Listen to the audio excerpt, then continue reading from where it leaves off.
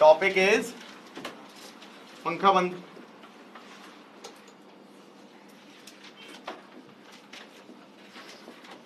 Application of centre of mass. Application of centre of मास। भाई centre of मास तो निकालना आ गया, ये भी समझ में आ गया कि कैविटी वाले क्वेश्चंस में क्या करना होता है। तो हम कहेंगे application of centre of mass का लॉजिक क्या हुआ भाई, अगर कोई कहे position vector of centre of mass क्या होगा, m1r1 plus m2r2 plus goes on upon m total. Does that make sense? ये सेंटर ऑफ मास की डेफिनेशन हो गई। Can I differentiate this thing with respect to time? Can I differentiate this thing with respect to time? Can I say d RCM by dt is m1 dr1 by dt plus m2 dr2 by dt and goes on upon m total? Can I say this becomes velocity of center of mass is m1 v1 plus m2 v2 goes on upon m total? हाँ जी, that makes sense ना कि velocity of centre of mass कैसे निकालेंगे, m1 v1 plus m2 v2 plus m3 v3 plus m4 v4 upon m total. अच्छा फिर मेरे दिमाग में कुछ और आया, मैंने कहा VCM is m1 v1 plus m2 v2 plus m3 v3 upon m total. अब तुम कहोगे इसका यूज कहां कर सकते हैं? एक तो कई जगह VCM पूछ ही लेगा, वहां पे यूज कर देना, और कई जगह कुछ और करेगा। वो कई जगह तो क्या कहेगा, वो कहेगा रॉड है। अब रॉड को कभी फेंक दिया जाए, ये हम रोटेशन में पढ़ेंगे कि रॉड को कभी फेंक दिया, ऐसे फेंक दिया, तो तुम्हें समझ में आना चाहिए रॉड के ईच पॉइंट की वेलोसिटी वुड बी डिफरेंट। क्यों लग नहीं रहा तुम्हें? अगर रॉड को ये चला दे और साथ में घुमा भी दे, ये रॉड चलती भी जा रही है घूमती भी जा रही है ऐसे, तो तुम्हें फील आ रही है कि इस वाले पॉइंट की वेलोसिटी ज्यादा होगी, इसकी कम होगी, इसकी कम होगी, इसकी शायद और कम हो, इसकी शायद और कम हो। ऐसा नहीं लग रहा कि ऐसे रॉड को फ्लिक कर दिया खटैक? तो ये रोटेशन भी हो रहा है और ट्रांसलेशन भी हो रहा है। क्या हो रहा है? रोटेशन भी हो रहा है और ट्रांसलेशन भी हो रहा है। अब ऐसे सिचुएशन में कैसे डील करना है वो तो हम सीखेंगे रोटेशन में, लेकिन कुछ और अभी सीख सकते हैं क्या, कि कल कोई कहे यार इस रॉड का लीनियर मोमेंटम बता दो, लीनियर मोमेंटम, कि लीनियर मोमेंटम ऑफ रॉड। अब तुम कहोगे यार ये लीनियर मोमेंटम तो मास इंटू, पॉज प्ले, जो भी क्या बकवास कर रहे हो उसे साइलेंट कर दो। Linear momentum of rod, linear momentum of rod क्या होना चाहिए? m1 v1 plus m2 v2 plus m3 v3 plus m4 v4, यही तो होना चाहिए। इसका m1 v1 प्लस इसका m2 v2 प्लस इसका m3 v3 इसका m4 v4। इसको सीधा बोल दो mass total into velocity of centre of mass. Done.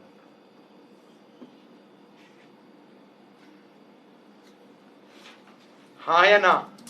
मतलब that's a very nice way of writing linear momentum of a body.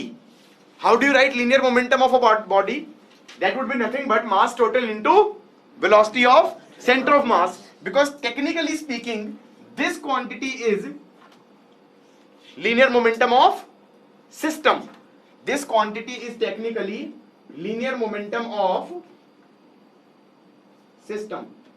So that is nothing but mass total into velocity of center of mass. तो use समझ में आया कि भाई जब अगला chapter rotation करेंगे तो हम ये यूज कर सकते हैं कि linear momentum of a body is nothing but mass total into velocity of centre of मास। तो एक यूज तो फॉर्मूला ही यूज हो गया और एक उसका एप्लीकेशन टाइप भी हो गया। हाँ या ना? फिर से डिफरेंशिएट मारो इसे, फिर से डिफरेंशिएट मारो, क्या आ जाएगा? Acceleration of centre of mass. Acceleration of center of mass is m1 a1 plus m2, हम कह रहे थे acceleration of centre of mass is m1a1 plus m2a2 plus m3a3 upon m total. दोबारा से डिफरेंशिएट कर दिया विद रिस्पेक्ट टू टाइम। उसके बाद मैंने कहा ये m1a1 क्या चीज है, सोच के, m1a1 था summation of all forces on m1, this was summation of all forces on m2। अब जरा थोड़ी देर सोचा तो तुम्हें रियलाइज हो जाएगा summation of all forces on m1 क्या हो जाएगा, vector sum of all forces on m1, this is vector sum of all forces on m2। तो ये देखा जाए तो क्या बन जाएगा, sum of all internal as well as external forces, और इंटरनल वाली जीरो हो जाएंगी क्योंकि एक्शन रिएक्शन के बेसिस पे वो कट जाएंगी। तो इसका मतलब ये जो पूरी चीज है वो क्या बन गई, summation of all external forces on system upon mass total.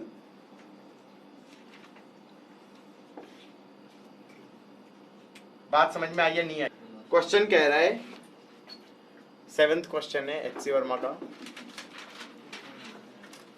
एक इधर जा रहा है ऐसे, एक इधर जा रहा है ऐसे, एक इधर जा रहा है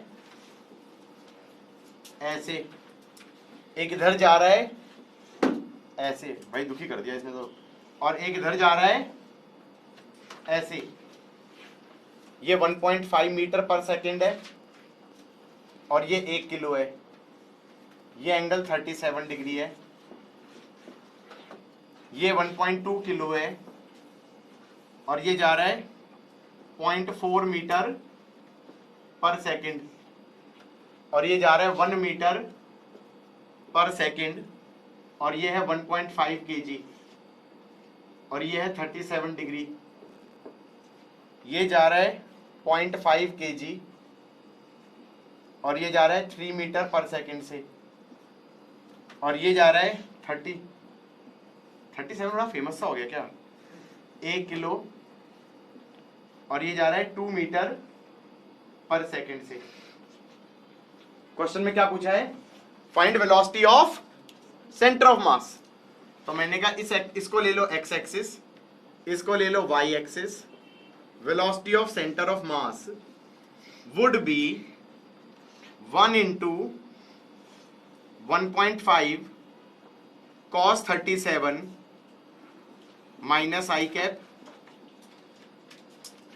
plus 1.5 sin 37 minus J cap, सही कहा, plus m2 1.2, v2 is 0.4 J cap plus 1.5 1 into 4/5 minus I cap plus 1 into 3/5 plus J cap plus 0.5 3 I cap plus 1 2 into 4/5 I cap plus 2 into 3/5 minus J cap whole bracket closed upon 1 plus 1.2 plus 1.5 plus 0.5 plus 1 metre पर second. We are done. m1 v1 plus m2 v2 plus m3 v3 plus m4 v4 upon m total करना था। हाँ जी, That's it. अब तुमसे अगर vectors को deal करना नहीं आता है, it's your headache. So next is, suppose करो क्वेश्चन है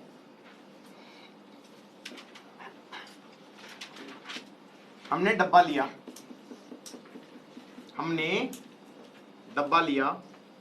जमीन पे रख दिया और एक और डब्बा लिया, ये लिया 2 किलो और ये लिया 3 किलो, और ये कोफिशिएंट ऑफ फ्रिक्शन लिया 0.5, ये जमीन लिया स्मूथ, इस पे लगा दिया 100 न्यूटन। अब क्वेश्चन है find acceleration of centre of mass. Find acceleration of centre of मास। भाई ऊपर वाला देखो, हम तो ये मान लेते थे कि सारी जगह स्लिपिंग अज्यूम कर लो। अब स्लिपिंग अज्यूम कर रहे हो तो इसकी एक्सेलरेशन कम होनी चाहिए और इसकी ज्यादा होनी चाहिए, क्योंकि फोर्स नीचे वाले पे लगाया है, गलती से ऊपर वाले की ज्यादा आ गई, इसका मतलब वो साथ चल रहे होंगे, हाँ या ना? अलग अलग कब चलेंगे? हम अज्यूम करेंगे स्लिपिंग हो रही है और फिर नीचे वाले की ज्यादा आनी चाहिए ऊपर वाले से, हमने न्यूटन लॉज में पढ़ा था, हाँ या ना? ऊपर वाले पे हमने एफबीडी बनाया, नीचे लगा 20, ऊपर लगा नॉर्मल और यहां पे लगेगा फ्रिक्शन, कितना लगेगा? 0.5 into normal, that is 0.5 into 20, that is going to be 10। तो इसकी एक्सेलरेशन हो जाएगी 10/2, दैट इज 5। अब नीचे वाले को देखा, इधर लगा 100, इधर लगा नॉर्मल, इधर लगा 10, इधर लगा 30, ऊपर से लगा नॉर्मल 1, नॉर्मल 1 कितना हो जाएगा? 50 हो जाएगा, एम आई राइट? इसकी एक्सेलरेशन कितनी हो जाएगी? 90, 100 माइनस 10, 100 माइनस 10, 90/3, 30 मीटर पर second square, M I right? ये बात समझ में आई या नहीं आई? अच्छा जी, अब एक्सेलरेशन ऑफ सेंटर ऑफ मास निकालनी। अच्छा, सेंटर ऑफ मास है क्या? मैंने कहा एक हाइपोथेटिकल पॉइंट है, इसका मास कोई हाइपोथेटिकल पॉइंट है, उसकी एक्सेलरेशन, हाइपोथेटिकल पॉइंट की एक्सेलरेशन निकाल रहे हैं जी। क्या निकाल रहे हैं? Acceleration of centre of mass. Formula क्या था? m1a1 plus m2a2 plus vector sum upon m total. कितना हो जाएगा? m1 हो गया 2, a1 हो गया 5, m2 हो गया 3, a2 हो गया 30 upon m1 plus m2, 3 plus 2 5, ये हो गया 5 2 जा 10, 3 3 जा 9, 100, 100/5, 5 20 मीटर पर सेकेंड स्क्वायर। कितना? 20 मीटर पर सेकेंड स्क्वायर। अब एक नया तरीका भी सोचने का मौका मिला हमें। हमने कहा एक तरीका तो क्या हो गया, acceleration of centre of mass कैसे निकालो, m1a1 plus m2a2 upon m1 plus m2। दूसरा तरीका क्या हो गया, acceleration of centre of mass is f external upon m total. f external, इसको सिस्टम मान ले, हाँ इसको सिस्टम मान लो। हालांकि बड़ा ही अजीब है, कभी भी सिस्टम मान सकते हैं, हाँ कभी भी सिस्टम मान सकते हो। You can assume system any time, even when they are moving अलग अलग, तब भी क्या मान लो? सिस्टम। अगर तुमने इसे सिस्टम माना तो फोर्स क्या लग रही है सिर्फ एक्स एक्सिस में? 100, क्योंकि नीचे से तो स्मूथ है। तो F external upon M total कितना हो जाएगा? 100 डिवाइडेड बाय 5। तो ये क्या निकल के आएगा? 20। बहुत आसान था निकालना, हाँ या ना? ऐसे करके तुमने कहा कि ये बॉडी की एक्सेलरेशन है, मार खाओगे। दोनों की एक्सेलरेशन अलग अलग है, दोनों की एक्सेलरेशन क्या है? अलग अलग है। ऊपर वाले की अलग है, नीचे वाले की अलग है। तो ये किसकी एक्सेलरेशन निकल के आई है? ये हाइपोथेटिकल पॉइंट की निकल के आई है, सेंटर ऑफ मास की। बात समझ में आई या नहीं आई? पक्का याद करो, हमने कुछ ऐसा करते थे, इस टाइप का क्वेश्चन किया था हमने न्यूटन लॉज में, किया था। 1 किलो, 2 किलो, 3 किलो, 4 किलो, कितना हो गया टोटल? 10। इधर लगाया 100 न्यूटन और इधर लगाया 60 न्यूटन, और फिर सीधा कहा कि इनकी एक्सेलरेशन निकालनी है। एक डब्बा मान लो। कब मानो? जब सबकी एक्सेलरेशन सेम होती है। जब सबकी एक्सेलरेशन सेम होती है तो इनको एक डब्बा मानो और सीधा कह दो कि जो ए है वो कितना है? 100 माइनस 60/10, दैट इज सीधा 4 मीटर पर सेकेंड स्क्वायर। तुम्हें रियलाइज हुआ ये तुमने क्या निकाला है? तुमने ये एक्सेलरेशन ऑफ सेंटर ऑफ मास निकाला है। लेकिन तुम कहोगे ये तो हमने बॉडी की एक्सेलरेशन बोल दी। भाई तुम खुद सोचो, जब सबकी एक्सेलरेशन सेम है तो सेंटर ऑफ मास की और इंडिविजुअल बॉडीज की सेम होगी। क्यों होगी?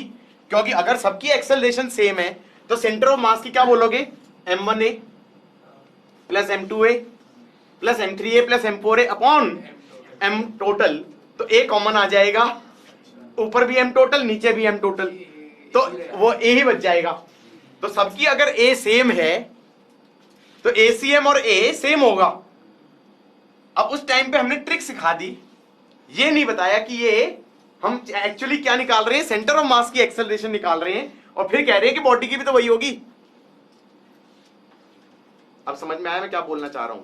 उस टाइम पे हमने सीधा ये कह दिया जब भी ए सेम हो क्या करना, एक बॉडी मान के सॉल्व कर देना। क्यों? क्योंकि फिर अब क्या निकलेगा, एक्सेलरेशन ऑफ निकलेगा सेंटर ऑफ मास, लेकिन acceleration of centre of mass and acceleration of the body is going to be same if all the a's come out common. समझ में आ रहा है? ए कॉमन आ जाए तो एम टोटल न्यूमरेटर और denominator दोनों से कट जाएगा, तो एसीएम और ए सेम होगा। अब लॉजिक समझ में आया?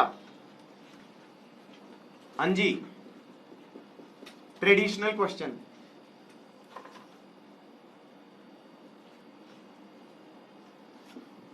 ये M2 है, ये M1 है। अब कह दिया find acceleration of centre of mass, find acceleration of centre of mass given that M2 is greater than M1। क्या मैं ये कह सकता हूं एक्सेलरेशन ऑफ सेंटर ऑफ मास के कितने तरीके? दो तरीके। एक तरीका तो हो गया summation of MI/AI upon M total. दूसरा तरीका हो गया F external upon M total. समझ में आई बात या नहीं आई? F external upon M total या फिर summation of MI/AI upon M total. अब suppose M2 greater than M1 है तो हम क्या कह सकते हैं कि भाई ये नीचे एक्सेलरेट करेगा A से और ये ऊपर एक्सेलरेट करेगा A से। इसको सॉल्व कर देते थे हम, ये हमें करना आता है। ये M2G हो गया, ये T हो गया, ये T हो गया, ये M1G हो गया। न्यूटन लॉज लगाएंगे, ये आ जाएगा M2G minus T is M2A and T minus M1G is M1A। इससे A आ जाएगा M2 minus M1G upon M1 plus M2 और T आ जाएगा 2M1 M2G upon M1 plus M2। A आ जाएगा M2 minus M1G upon M1 plus M2 और T आ जाएगा 2M1 M2G upon M1 plus M2। यहां तक की बात तो समझ में आ गई। अब पहला मेथड लगाओ, पहला मेथड लगाओ, एक्सेलरेशन ऑफ सेंटर ऑफ मास निकालनी है। अब तुम्हें ये वेक्टर इक्वेशन दिख रही है, यहां पर अगर 1D होता है तो साइन लेने पड़ते हैं। एक काम कर देते हैं, नीचे वाली डायरेक्शन ले लो पॉजिटिव और ऊपर वाली डायरेक्शन ले लो नेगेटिव। शायद सही भी है क्योंकि M2 नीचे एक्सेलरेट कर रहा है, M1 ऊपर एक्सेलरेट कर रहा है। शायद acceleration of centre of mass heavy के साथ जाएगी क्योंकि सेंटर ऑफ मास हैवी के साथ मूव करता है। तो हम कहेंगे हैवियर वाला नीचे जा रहा है, लाइटर वाला ऊपर जा रहा है, तो सेंटर ऑफ मास की एक्सेलरेशन नीचे की तरफ ही होगी। अब कैसे सोचेंगे, कैसे सोचेंगे? M1 इंटू माइनस ए, M1 इंटू माइनस ए प्लस M2 इंटू प्लस ए अपॉन M1 प्लस M2।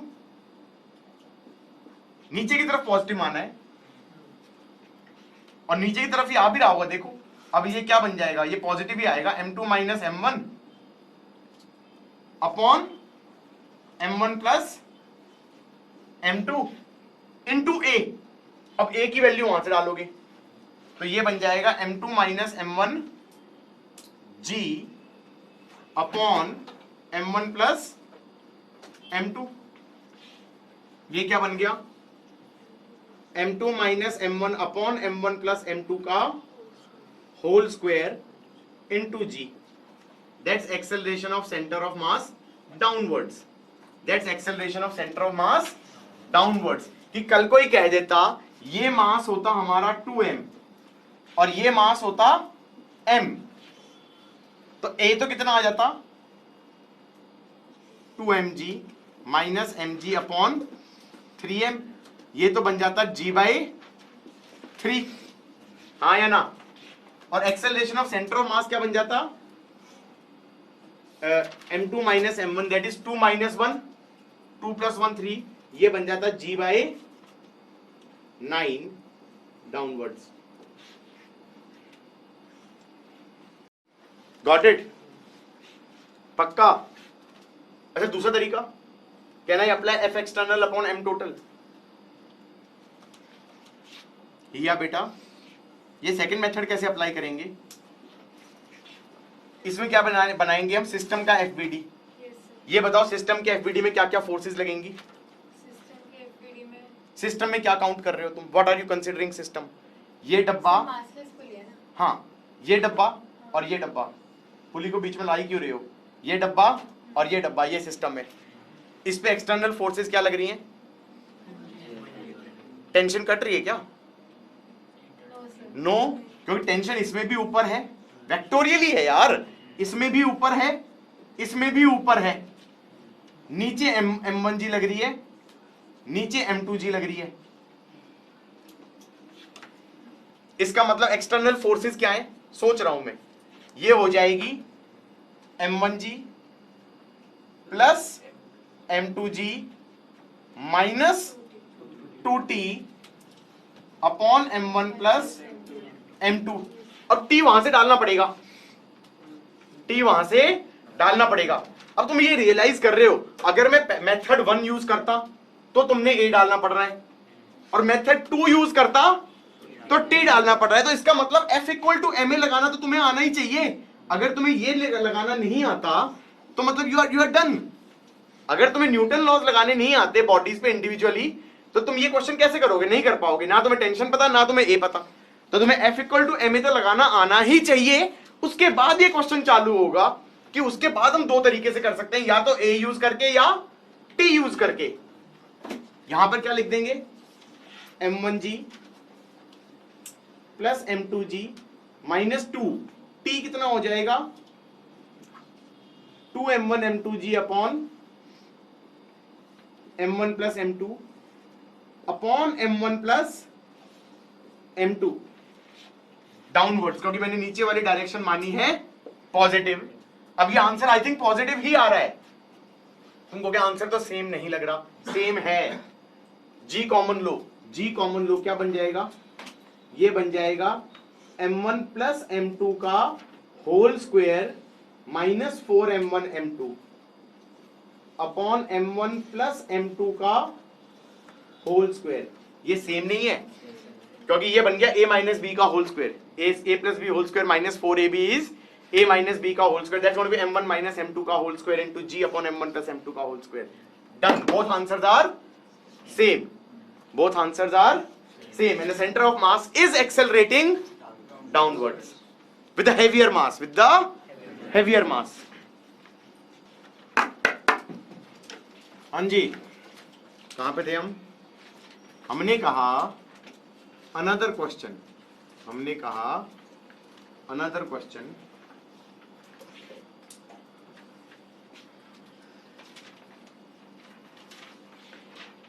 ये एंगल थीटा है, ये एंगल थीटा है, और ये कोई मास नहीं है, ये तो जमीन है, ये फिक्स्ड है, ये नहीं चल रहा, पता चला इसको भी चला दिया। भाई हमें पता तो चल ही आता है कैसे चलाना होता है, इसके ऊपर कोई चीज है वो ए रिलेटिव से चलती है और ये इसे चलता है, लेकिन वो नहीं कर रहे हम कह रहे हैं कि इसके ऊपर डब्बा रख दिया, मास m है, और एक और डब्बा रख दिया, चलो इसका भी सेम ही मास ले लेते हैं, m है। फाइंड एक्सेलरेशन ऑफ, प्ले कर चुके हैं by the way, centre of mass, find acceleration of centre of मास। अब दिमाग में आया कि भाई दो तरीके थे एक्सेलरेशन ऑफ सेंटर ऑफ मास निकालने के। Acceleration of centre of mass is m1a1 या mi(ai) का समेशन अपॉन m टोटल, या फिर acceleration of centre of mass is f external upon m total. अब इसके अंदर भी दिमाग में आया कि भाई ये है वेक्टर इक्वेशन, ये है वेक्टर इक्वेशन, तो वेक्टर इक्वेशन को कर दो, दो हिस्सों में तोड़ दो, एक्स एक्सिस में अलग और वाई एक्सिस में अलग। तो ये बन गया acceleration of centre of mass का x component is summation of mi(ai)x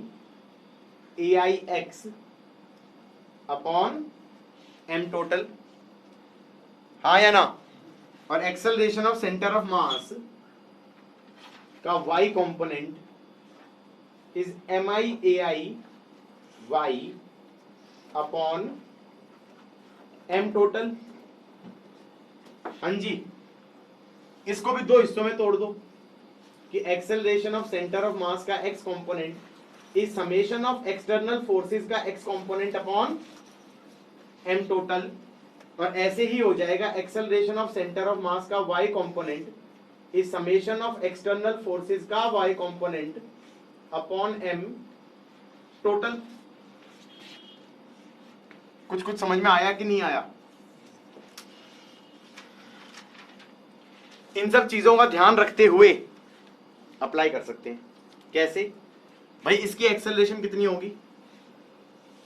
Om ji sine theta,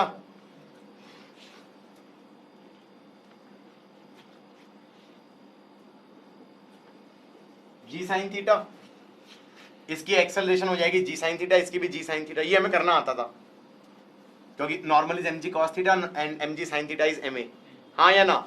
मैं ये वाला मेथड अप्लाई करने की कोशिश कर रहा हूं भी। फिर मैंने कहा एक्सेलरेशन तो x में भी है, y में भी है, x में भी है और y में भी है।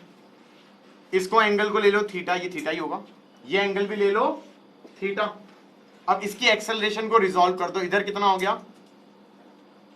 g sign theta cos theta, यहां पर हो गया g साइन स्क्वायर थीटा, इधर हो गया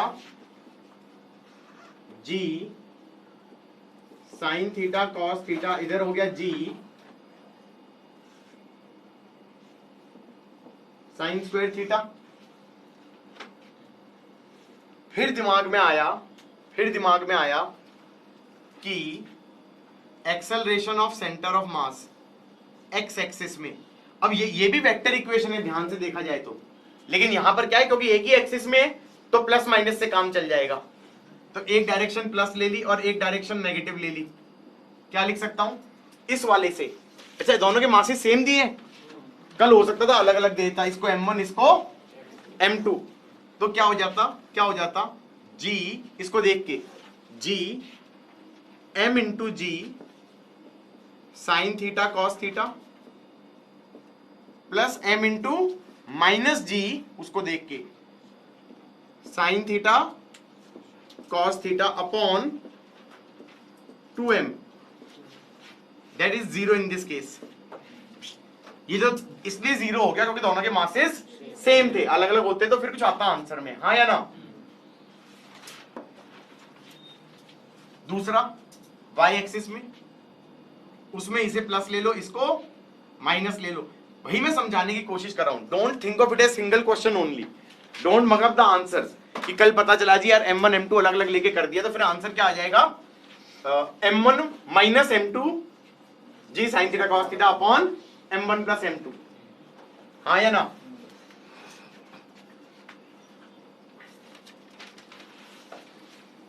ये कितना आ जाएगा? जी साइन स्क्वायर थीटा ही आ जाएगा सीधा। क्यों? ये आ जाएगा m G sine square theta plus m G sine square theta by 2m, तो ये आ जाएगा सीधा g साइन स्क्वायर थीटा, हाँ या ना। खुश? कोई ऐसा तो नहीं जिसको समझ में नहीं आया? Have a bit of doubt. सबको आ गया है पक्का?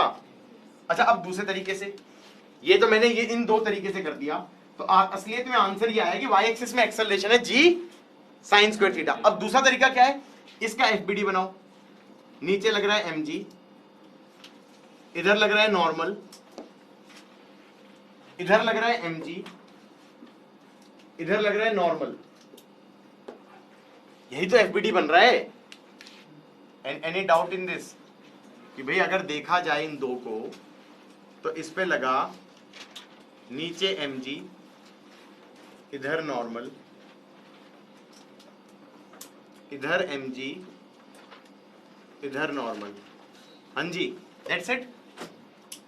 फिर दिमाग में आया कि ये एंगल थीटा और ये वाला एंगल थीटा, तो रिजॉल्व कर दो, तो ये वाला थीटा और ये वाला थीटा, अच्छा ये दोनों नॉर्मल बराबर ही होंगे, तो सीधा कह सकता हूं एक्स एक्सिस में एफ एक्सटर्नल 0, एक्स एक्सिस में एफ एक्सटर्नल 0, क्योंकि इधर लगेगा एन साइन थीटा, इधर लगेगा एन साइन थीटा, वो तो कट जाएगा। तो मैंने कहा acceleration of centre of mass X axis में क्या हो जाएगा, F external in X axis upon M total, that is 0। हाँ या ना? और acceleration of centre of mass Y axis में कितना हो जाएगा, नीचे की तरफ 2mg minus 2n cos theta by 2m। नहीं समझ में आया भाई? इधर लगा mg, इधर लगा mg, तो ये हो गया 2mg, ये हो गया n cos थीटा, ये हो गया n cos थीटा, तो माइनस 2n cos थीटा, तो 2mg minus 2n cos theta upon 2m। Normal कितना था, mg cos थीटा, अलग से सोचा, आंसर क्या आ गया, g sign square theta.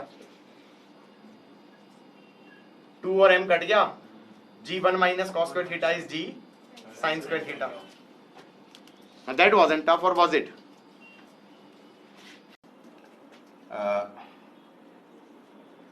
So this brings us back to the original question. This brings us back to the original question. ये question मेरे ख्याल से अब तीसरी बार आ रहा है। पहली बार आया था न्यूटन लॉ में, दूसरी बार आया था कंजर्वेशन ऑफ एनर्जी में, याद आया?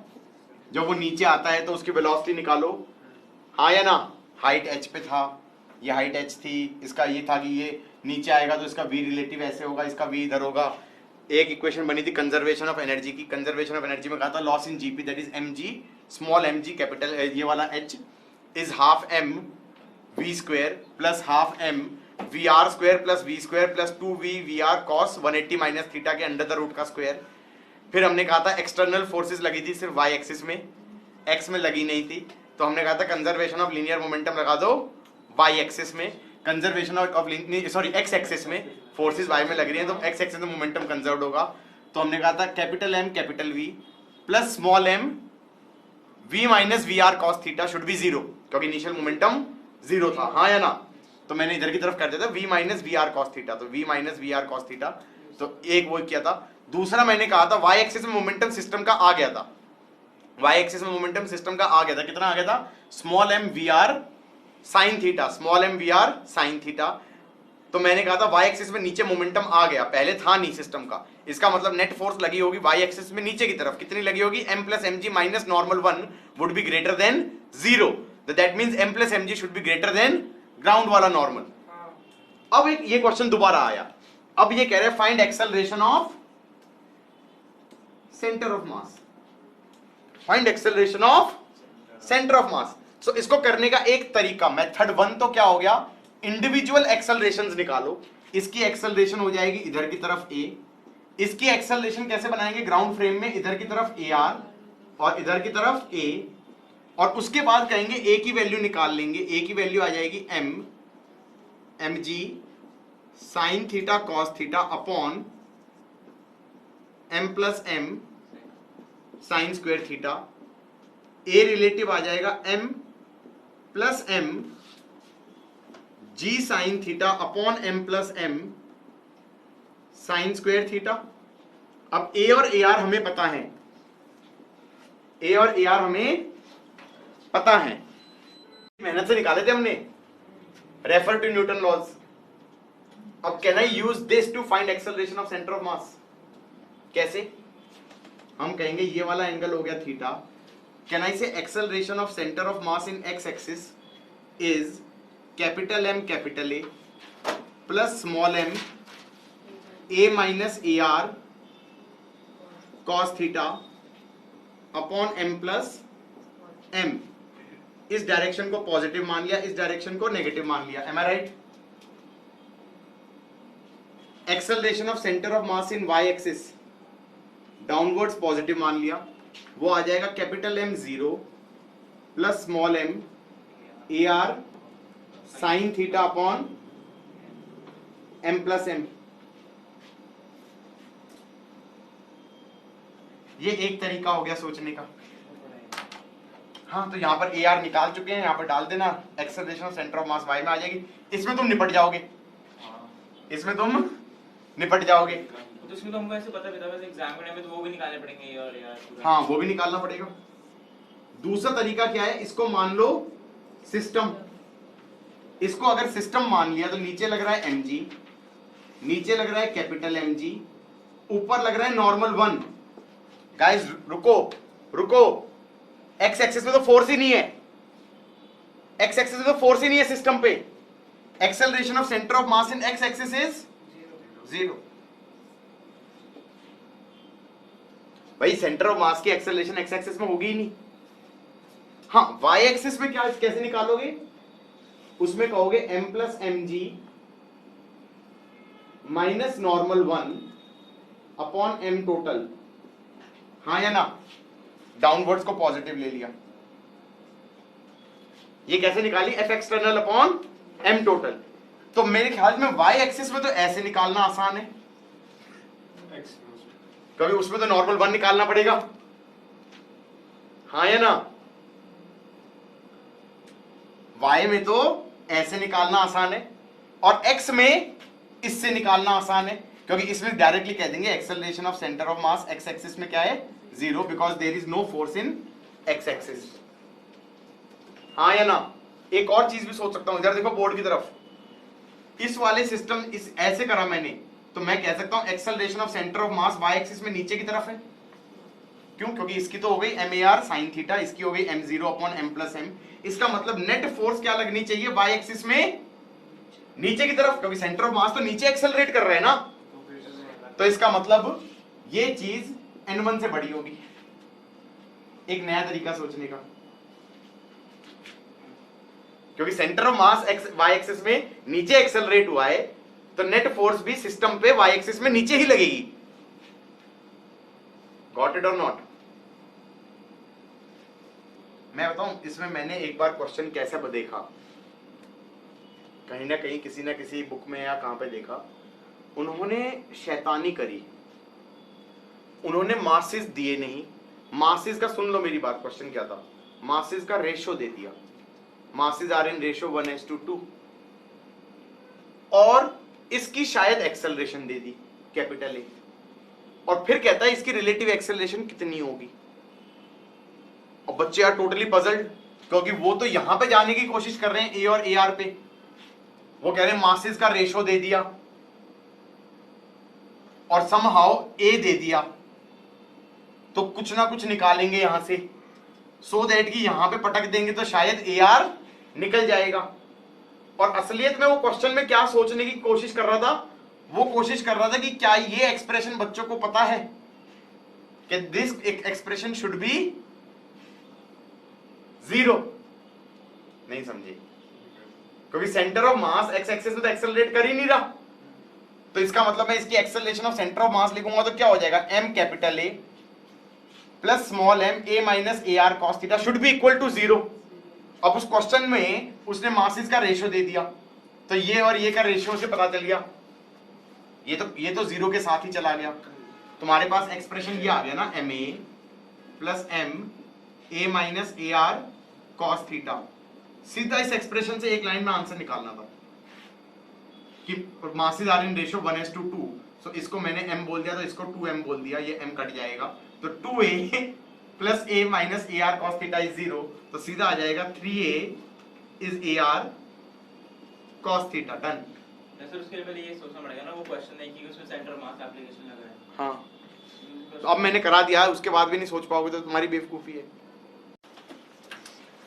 एप्लीकेशन ऑफ सेंटर ऑफ मास कर रहे थे ना, एप्लीकेशन ऑफ सेंटर ऑफ मास कर रहे थे। तुम ये बता दो, हमारे पास फॉर्मूला क्या था, F external is m ACM, F external is m ACM। ये था या नहीं था? था ना। अच्छा अब याद करो, किसी को याद आ रहा हो तो, चेन वाले क्वेश्चन करते थे हम, ये चेन टांग दी, ये चेन टांग दी, और ये एलिवेटर में है, और ये ऊपर एक्सेलरेट कर रहा है ए से, और फिर कह रहे हैं नीचे से x डिस्टेंस पे टेंशन कितनी है, और ये यूनिफॉर्म रॉड है, मास m लेंथ l का। तो इसको करने के तरीके, स्टैंडर्ड तरीका क्या होता था कि इसको दो हिस्सों में तोड़ दो, ऐसे।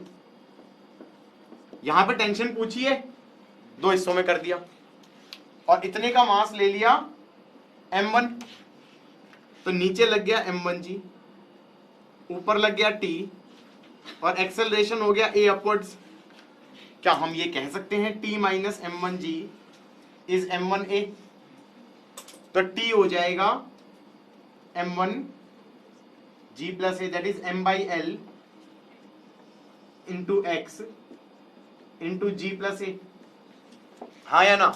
स्टैंडर्ड तरीके होते थे भाई, क्या करना है, कहीं पे टेंशन निकालनी है तो वहां से रस्सी को दो हिस्सों में तोड़ दो, कि जैसे ये रस्सी होती थी, जमीन पे रखी होती थी, जमीन पे रखी होती थी, और हम ये कहते थे कि इधर से लगा दिया F1, इधर से लगा दिया F2,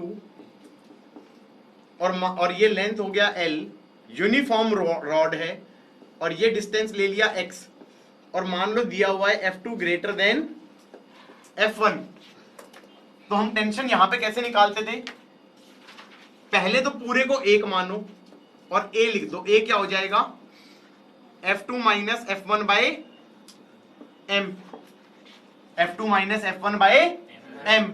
उसके बाद ऐसे कर दो कि ये एक डब्बा, ये एक डब्बा, इधर से लगा था F2, इधर से लगा था F1, इस पे लगेगा इधर T, इस पे लगेगा इधर T, ये एक्सेलरेट करेगा A पे, ये इधर एक्सेलरेट करेगा A से। किसी एक को उठा लो, अगर मैं लेफ्ट वाले को उठाऊंगा तो F2 minus T is M हो जाएगा M by L into X into acceleration हो जाएगा F2 minus F1।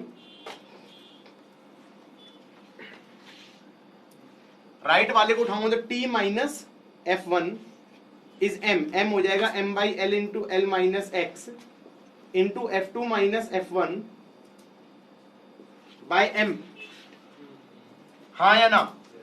That is how we use to find tension in mass वाली रस्सीज एट सम पॉइंट X। हाँ या ना? क्या करते थे, उसको दो हिस्सों में तोड़ देते थे, कनेक्टेड बाय अ मासलेस रस्सी। उस मासलेस रस्सी में टेंशन निकालो, F इक्वल टू ma लगा दो, अगर एक्सेलरेशन है तो, एक्सेलरेशन नहीं है तो F नेट इक्वल टू 0 लगा दो, व्हाटएवर। हाँ या ना? अब क्वेश्चन बना रहा हूं slightly different. Gravity free space है, ग्रेविटी फ्री स्पेस है, ये हिंज है, ये एक्सिस है गाइस, ये क्या है, एक्सिस है। इसने एक रस्सी ली या रॉड ली, उस रॉड को घुमाना चालू कर दिया एंगुलर वेलोसिटी ओमेगा से, और रॉड का लेंथ है L। अब तुम्हें फील आ रही है कि इसके अंदर भी टेंशन डेवलप हो जाएगी। रॉड को तुम ऐसे हिंज करके घुमाना चालू कर दो, और ग्रेविटी नहीं है तो घूम रही है, वैसे घूम रही है, घूमेगी तो टाइट नहीं हो जाएगी, टाइट हो जाएगी तो टेंशन डेवलप हो जाएगी अंदर। जब अंदर टेंशन डेवलप हो जाएगी तो टेंशन पूछेगा ये कि बताओ टेंशन एट लोकेशन X कितनी है, यहां पे। अब इसमें दिक्कत आ गई। अब नहीं, दिक्कत नहीं आनी चाहिए, हमें स्टैंडर्ड तरीका पता है कि यहां से दो हिस्से तोड़ दो, दो हिस्सों में तोड़ दो। तो तुमने कहा पीछे वाला हिस्सा अलग हो गया और आगे वाला हिस्सा अलग हो गया, कलर भी चेंज कर देते हैं, कंफ्यूजन ना रहे। हाँ जी, ये x है और ये डिस्टेंस हो गया l माइनस एक्स। अब इन दोनों का अलग अलग FBD बना दो, अलग अलग। ब्लू वाले का बनाओगे तो कैसे बनेगा, इसको अंदर वाला ऐसे खींच रहा होगा T से, ऐसे। ये T ही तो पूछा है इसने, find tension as a function of x। और अगर तुम रेड वाले का बनाओगे तो सोच के, नहीं, इधर से बाहर की तरफ T से खींचेगा, लेकिन अकेला ये टेंशन नहीं है, नहीं नॉर्मल नहीं, ये कहोगे इधर की तरफ हिंज भी टेंशन लगा रहा होगा, टेंशन ड्यू टू हिंज। ये कौन सी टेंशन हो गई, ये ऐसे वाली टेंशन नहीं होगी जैसे रस्सी टांगी हुई थी, तो ये वाली टेंशन भी तो होती है, जो छत से लग रही है, तो यहां से भी हिंज से भी टेंशन लग रही है। यहां तक का समझ में आ गया पक्का। अब ऐसे सोचो, अब ऐसे सोचो, ये बाहर वाला पार्ट ऑफ रॉड हो गया, ये अंदर वाला हो गया। अब इस पे F equal to M A लगाऊंगा तो T निकल जाना चाहिए, ऐसे तो कर रहे थे, तरीका तो यही था, F equal to M A. अब मर गए, ए कौन सा, मेरे ख्याल से इसका ए तो अलग होगा, इसका ए अलग होगा, इसका ए अलग होगा, इसका ए अलग होगा, इसका ए अलग होगा, इसका ए अलग होगा, इसका ए अलग होगा। क्यों, क्योंकि ये सर्कुलर मोशन तो कर रहे हैं लेकिन सबका रेडियस अलग अलग है। यहां पे फंडा यूज करो कि F एक्सटर्नल इज MACM, मतलब बेसिकली तुमने ये कहा, इधर देखो फिर देख लो, X पे देखा रॉड, X पे देखा रॉड, इधर देखो ये हो गया L माइनस एक्स, इस पे इधर लग रही है टेंशन T, और इसका सेंटर ऑफ मास कहां है रॉड का, बची हुई रॉड का, इसका इतने पार्ट का, इसके मिड पॉइंट पे है ना, तो ये डिस्टेंस कितना हो गया, L माइनस एक्स का आधा। और फिर ये कहो कि जो ये वाला पॉइंट है ये सर्कुलर मोशन कर रहा है इस सर्कल में, तो इसकी एक्सेलरेशन कितनी हो जाएगी, ओमेगा स्क्वायर आर। और आर कौन सा रेडियस होगा, ये वाला, और आर कितना होगा, x प्लस, बिल्कुल सही, हाँ या ना, तो ये हो जाएगा L plus x by two, तो इसकी एक्सेलरेशन हो जाएगी omega square L plus x by to. अब इस पे लगा दो F एक्सटर्नल इज MACM, तो F एक्सटर्नल तो हो गया टेंशन। अब इतने का M भी लिखना पड़ेगा, मास भी तो इतने का लिखोगे, तो M by L into L minus x, बस बस बस इतना ही होगा, बाई नहीं होगा, into ACM that is omega square L plus x by two. तो ये आंसर बन जाएगा M omega square L square minus x square by 2L। This is tension as a function of x। अब दिमाग में आता है कि हमने इससे क्यों नहीं सॉल्व किया। मैंने कहा इससे इसलिए सॉल्व नहीं किया क्योंकि तुम्हें टी हिंज नहीं पता था। क्या नहीं पता था? टी हिंज नहीं पता था। अब इधर देखो बोर्ड की तरफ, T hinge I think NEET में पूछा गया था। टी हिंज निकालना इनफैक्ट आसान है, टेंशन एट हिंज पूछा है ना भाई। पूरी रॉड को एक मानो, पूरी रॉड को मानो, ओमेगा से घुमाई थी, इस पे फोर्स क्या लग रही है? सिर्फ टी हिंज। और सेंटर ऑफ मास की एक्सेलरेशन कितनी है? सोच के, omega square L by to. हाँ, क्योंकि ये तो रेडियस एल बाई टू में ही जा रहा है, तो सीधा आ गया T hinges omega square L by to.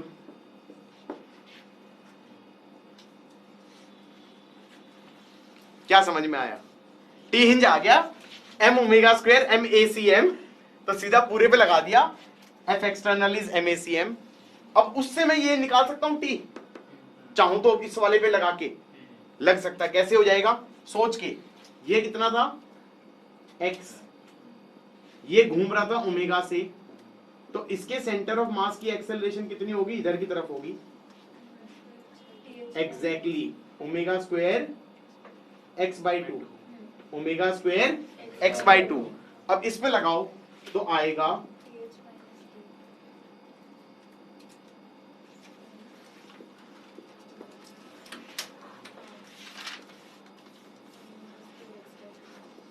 बिल्कुल सही है ना, T H minus T is इतने का mass that is m by L into x into omega square x by to.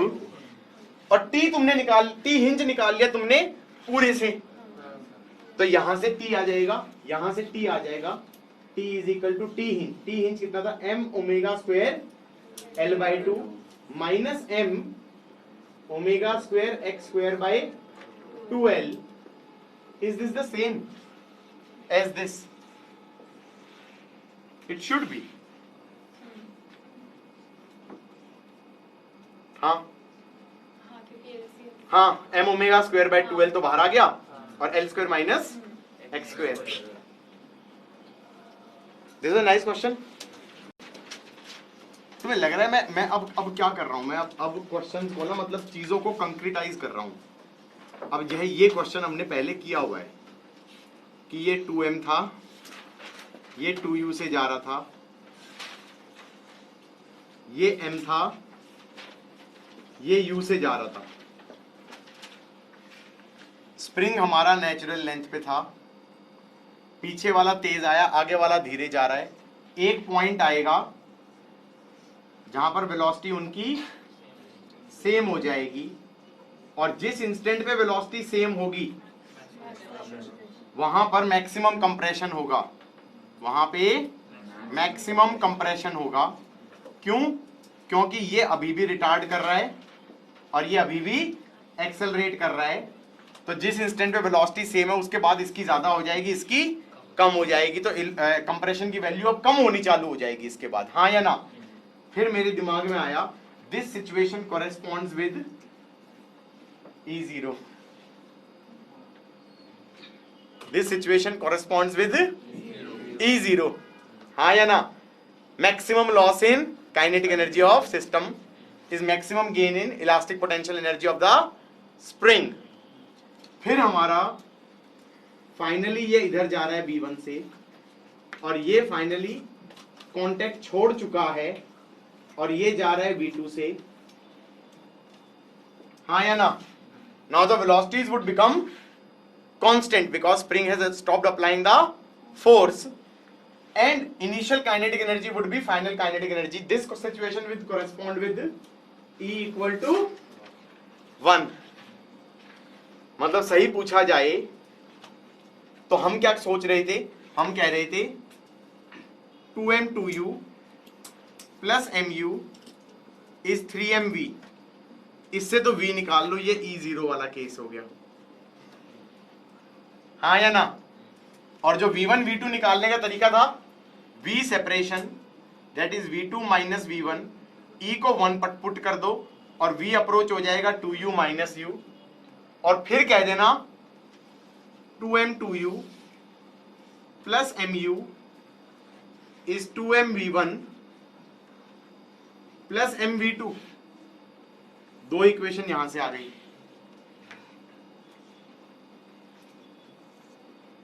हाँ जी, अब सही कह रहे हैं।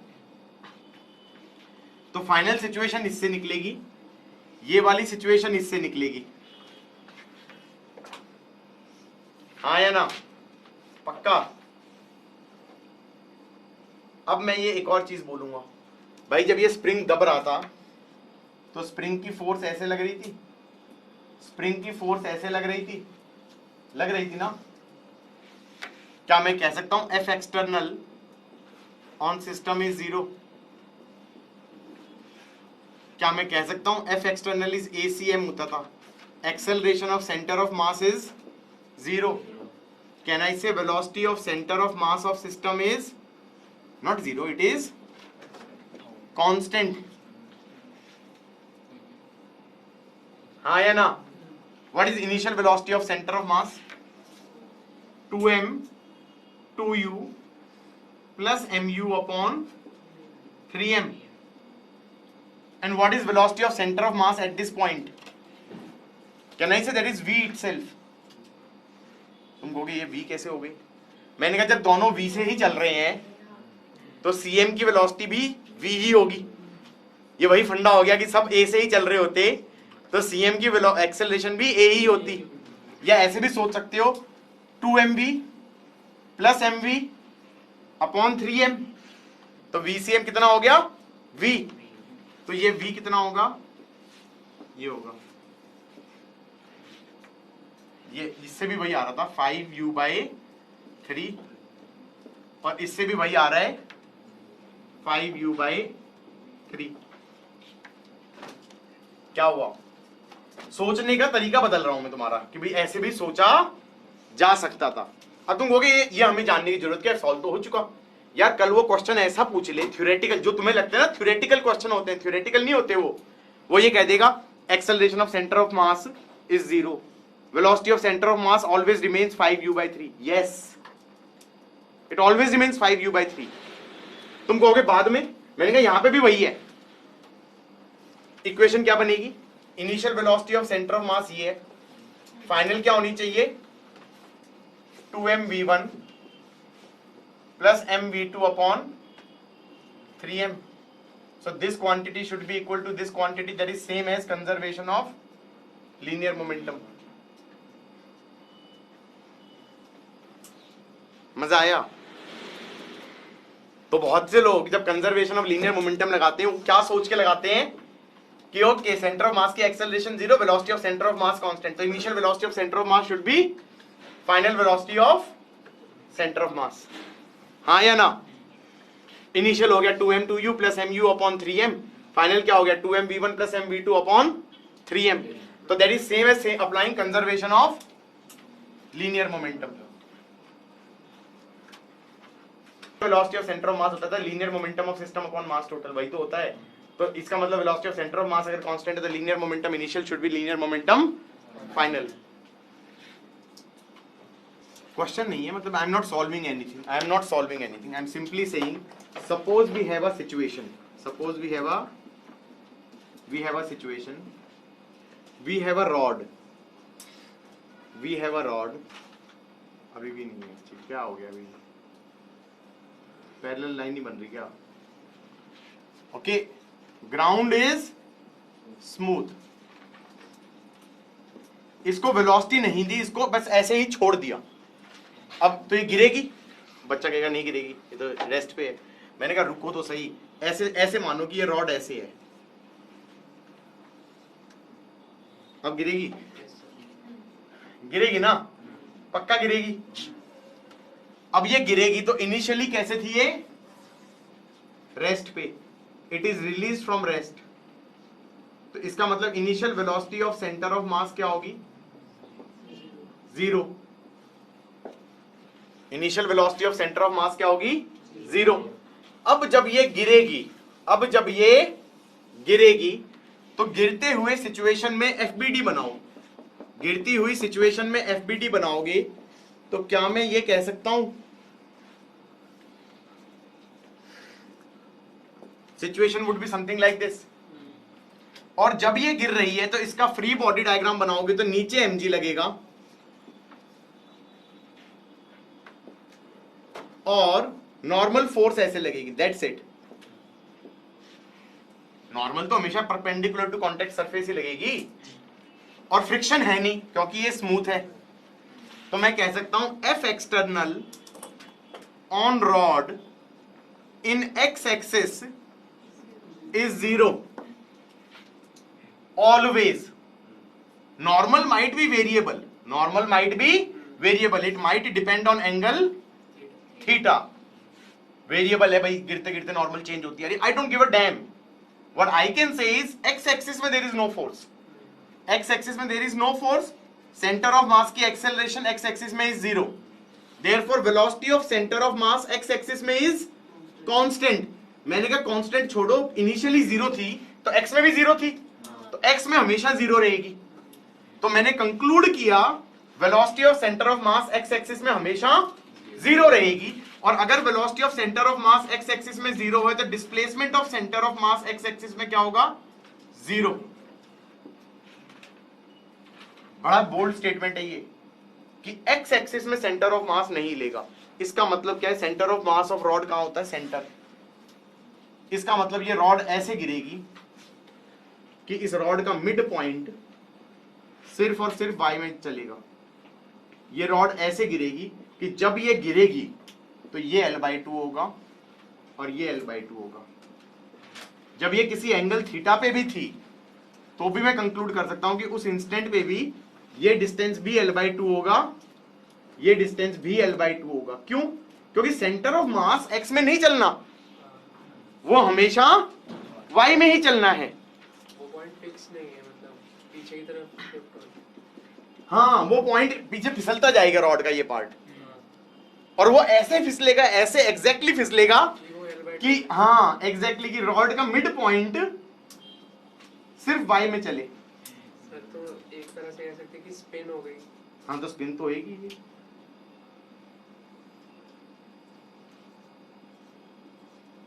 हाँ या ना? That's a very bold statement to make कि किसी इंस्टेंट पे क्या क्या कंक्लूड कर सकता हूं मैं कि भाई मिड पॉइंट सिर्फ y में चलेगा, पहली चीज। और दूसरी चीज, एक और चीज भी कंक्लूड कर सकता हूं कि किसी इंस्टेंट पे देखा जाए तो ये रॉड ऐसे गिरी है ना, ये पॉइंट यहां से यहां आ गया, तो अगर जब ये रॉड यहां है तो वेलोसिटी ऑफ सेंटर ऑफ मास लूंगा तो कैसे लूंगा? सिर्फ और सिर्फ y एक्सिस में लूंगा। इसका x कंपोनेंट लेने की जरूरत नहीं है, क्योंकि वेलोसिटी ऑफ सेंटर ऑफ मास जब आएगी तो वो किस में आएगी? सिर्फ और सिर्फ y में आएगी, वो x में आएगी ही नहीं। क्यों नहीं आएगी? क्योंकि x में तो velocity of centre of mass x axis में कांस्टेंट है जो कि हमेशा 0 है, तो सेंटर ऑफ मास सिर्फ y में ही चलेगा। तो किसी इंस्टेंट पे अगर तुम्हें वेलोसिटी ऑफ सेंटर ऑफ मास बनानी है तो सिर्फ क्या बनाना? y में बनाना। अब ये सॉल्व करने में VCM पूछेगा वगैरह वगैरह, तो that is a question of rotation. But अगर किसी इंस्टेंट पे और बात करनी है तो that is a question of, you can understand that in centre of mass का एप्लीकेशन। हाँ या ना? तो इस क्वेश्चन को कंक्लूड तो हम करेंगे रोटेशन में, लेकिन इसका ये कह लो स्टार्टिंग हुई है यहां पे। कहां पे हुई है? यहां पे। भाई हमारे पास ये क्वेश्चन था, कुछ दिनों पहले आया था, किया था ना मैंने ये क्वेश्चन कुछ चैप्टर पहले, कुछ लेक्चर पहले। 2m था, 2u से जा रहा था, यहाँ पे स्प्रिंग था, यहाँ पे स्प्रिंग था, ये m था, ये u से जा रहा था। और मैक्सिमम कंप्रेशन कब हुआ था? मैक्सिमम कंप्रेशन, एक सेकेंड, मैक्सिमम कंप्रेशन तब हुआ था जब दोनों की स्पीड सेम हो गई थी। हाँ, यहां पर मैक्सिमम कंप्रेशन था, this was L0 minus x max. और this situation is also same as coefficient of restitution being 0। और बाद में इसकी वेलोसिटी v2 हो गई थी और इसकी वेलोसिटी v1 हो गई थी, और स्प्रिंग ने कांटेक्ट छोड़ दिया था। सो इनिशियल से ये वाली सिचुएशन देखी जाए तो this situation is like E equal to 1, क्योंकि no loss in kinetic energy. हाँ या ना?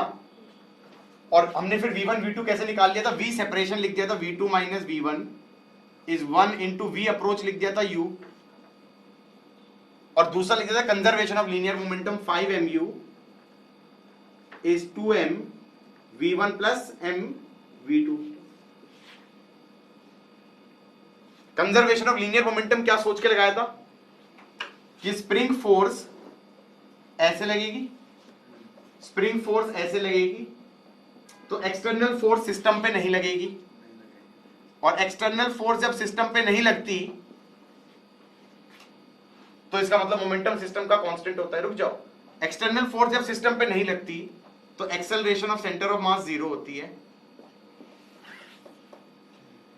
एक्सटर्नल फोर्स जब सिस्टम पे नहीं लगती तो velocity of centre of mass constant होती है, and velocity of centre of mass constant होती है तो initial velocity of centre of मास कितनी होगी? 2m 2u plus mu bye 3m, कितना हो गया? 5u by 3। Which is same as जब कॉमन वेलोसिटी आई थी। हाँ या ना? मतलब कंजर्वेशन ऑफ लीनियर मोमेंटम को ऐसे भी सोचा जा सकता है कि m1u1 plus m2u2 upon m1 plus m2 is velocity of centre of mass initial, m1v1 plus m2v2 upon m1 plus m2 is velocity of centre of mass final, velocity of centre of mass final is same as velocity of centre of mass initial because acceleration of centre of mass is 0। मतलब अब देख भी सकते हो जब ये value निकाली थी, कितनी निकाली थी? आई थिंक ये था 4u/3 और ये था 7u/3। अब तुम सेंटर ऑफ मास की वेलोसिटी निकालो, कितनी आएगी? 4u/3 into 2m plus m into 7u/3 upon 3m। कितनी आ रही है? 4 2 8, 8 plus 7 15, 15u/9 that is 5u/3। हम velocity of centre of mass is constant. मैं तो बस ये बता रहा हूं कि इसके अंदर सेंटर ऑफ मास की वेलोसिटी कांस्टेंट है, मैं ये नहीं कह रहा इससे क्वेश्चन सॉल्व करना, ठीक है? मैं तो ये समझा रहा हूं कि इसके अंदर velocity of centre of mass constant रहेगी इस सिचुएशन में। हाँ या ना? सोचा जा सकता है। और इससे सॉल्व नहीं हो रहा, क्यों? इससे सॉल्व करके वही तो इक्वेशन बन रही है जो पहले निकल चुकी, m1u1 plus m2u2 is equal to m1v1 plus m2v2। Conservation of linear momentum वाली तो निकली है। हाँ